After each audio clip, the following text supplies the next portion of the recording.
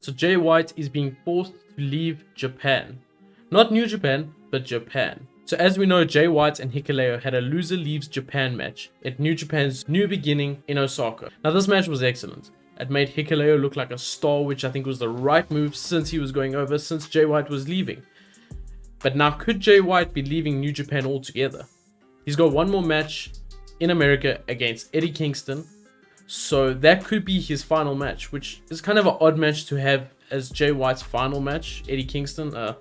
But it is what it is. There could be more after that. I mean, we could have another match in America that is Jay White, just not in Japan, because it specifically says loser leaves Japan, not loser leaves New Japan. So now my question is, where does he go? Like, where does Jay White go? Does Jay White go to AEW? We've seen him there before. Does Jay White go to WWE? Which personally I would like to see. I would really like to see. I feel like he'd get lost in the shuffle at New Japan, especially because he's been there before for a short little storyline or whatever it was, couple last year at some point. So it's not like he's a new fresh name that Tony would be like, I'm gonna push this guy. So I want to see him in WWE. I think if WWE treat him right, and I've got faith in Triple H to treat him right, to make him a top guy, I think that would be excellent. We could also see him just run some of the indies in America, run some of the indies around the world. So we could see him appear in Impact. I feel like he's done it before. I could be very wrong.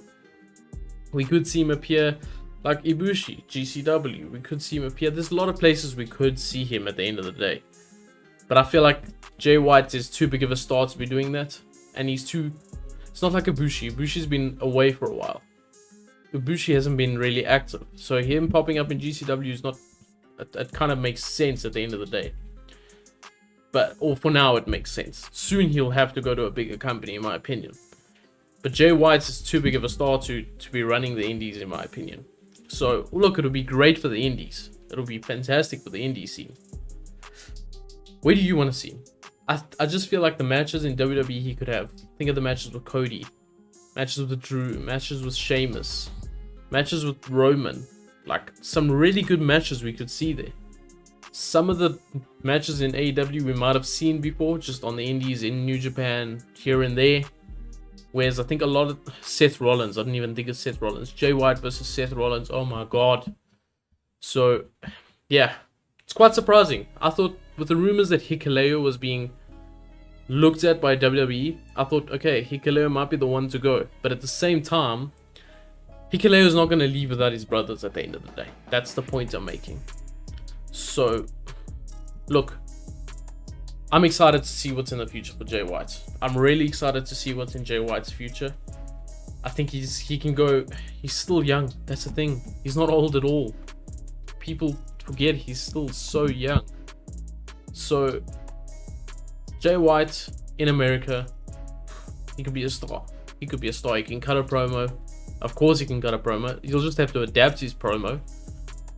In the ring, he's obviously excellent. We know this. I mean, he had a brilliant match at Wrestle Kingdom with Okada, which he lost, but it was a good match. But it was just outshined by obviously the excellent match between Ospreay and Kenny Omega. But the point is, he can have damn good matches. Damn good matches. I mean, we saw it in AEW with their Fatal 4-Way, where Adam Cole unfortunately got injured. That was a good match. That was a really good match before that happened.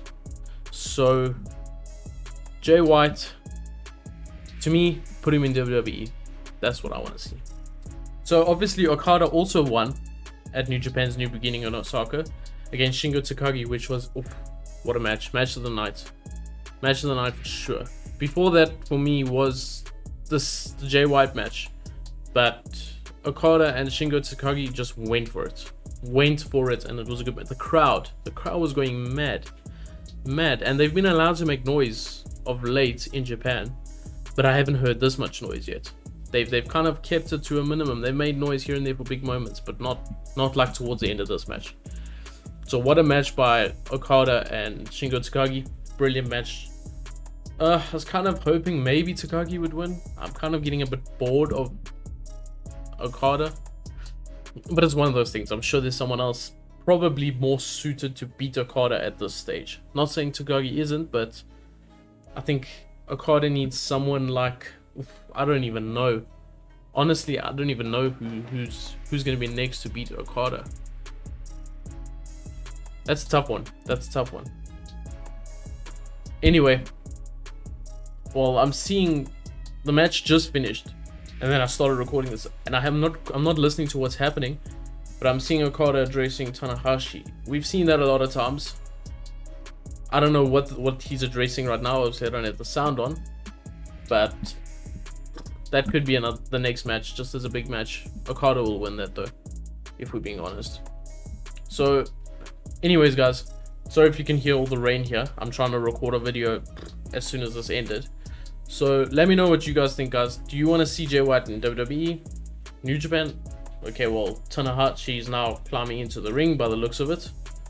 So I'm not sure what's happening there. Maybe everything I said about who should be facing Okada is completely irrelevant, because it looks like it's a bit of a face-off here. He just handed in the mic. Not sure what's happening here. Could be completely wrong, guys. I've got no sound. Anyways, guys, let me know who Jay White should go to. WWE, AEW, should he tour the Indies? Should he go to Impact, which is a very 0% chance, but you never know. You never know. So let me know what you guys think. And yeah, we'll see you in the next video. Take care.